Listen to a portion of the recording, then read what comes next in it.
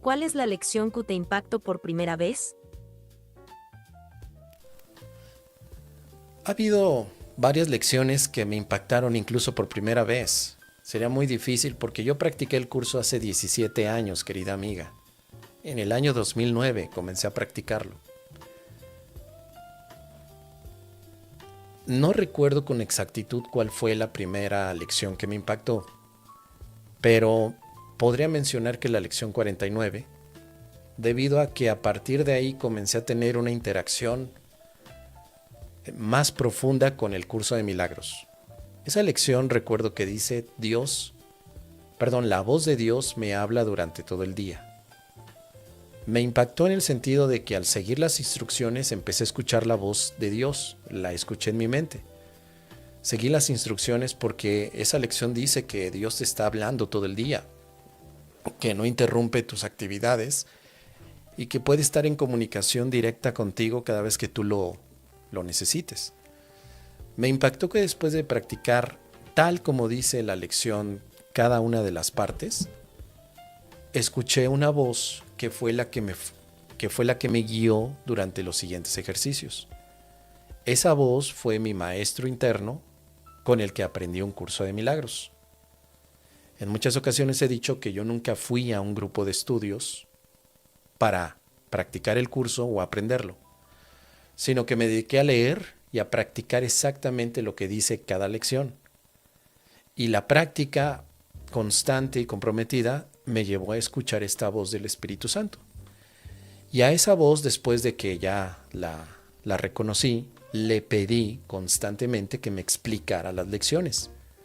No recurrí a un facilitador o un maestro físico, sino directamente a la voz. Le dije, necesito que me expliques qué es la expiación, la filiación, qué es la verdadera empatía, etcétera. Todas las dudas que tenemos a veces como estudiantes.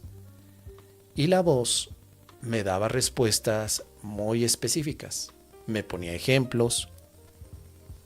La voz me dirigía para pensar, para descansar, para perdonar. Durante todo ese año de práctica escuché la voz. A cada momento que yo deseaba escucharla, la voz se activaba en mí y me daba información que yo necesitaba. Incluso era una voz que podía adaptarse también a mi propio deseo de escucha. Si estaba triste o molesto, la voz tenía cierta tonalidad, pero cuando yo estaba más tranquilo, alegre, la voz la escuchaba como que más divertida.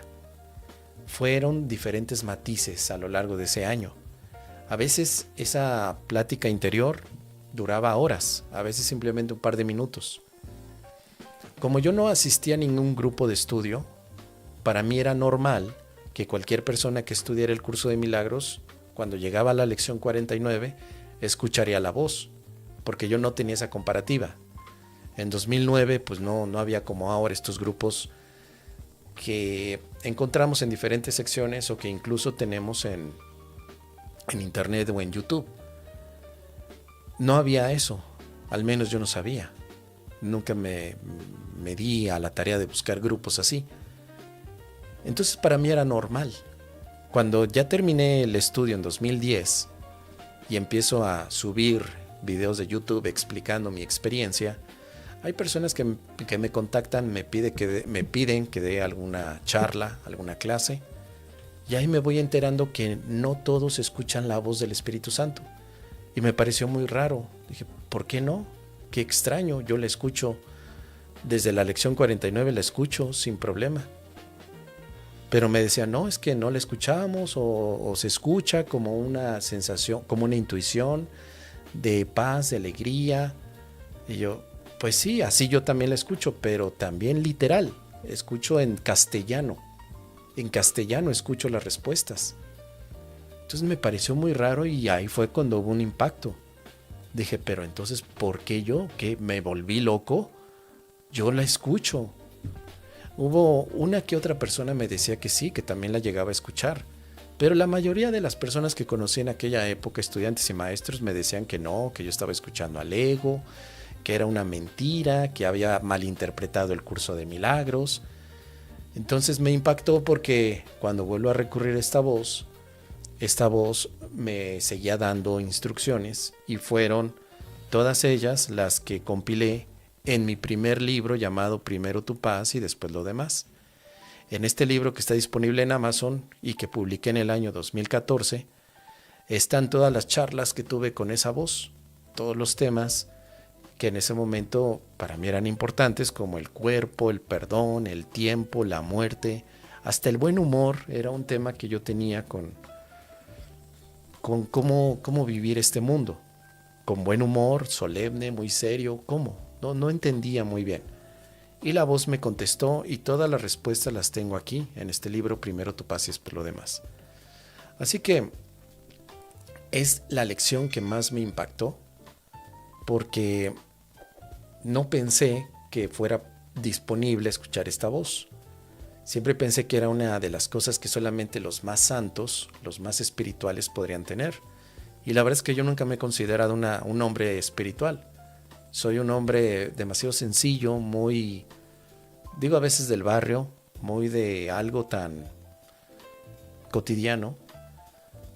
La verdad es que he intentado volverme espiritual, pero la verdad es que no soporto la espiritualidad por sí misma, no la soporto, es algo que me aburre, me cansa.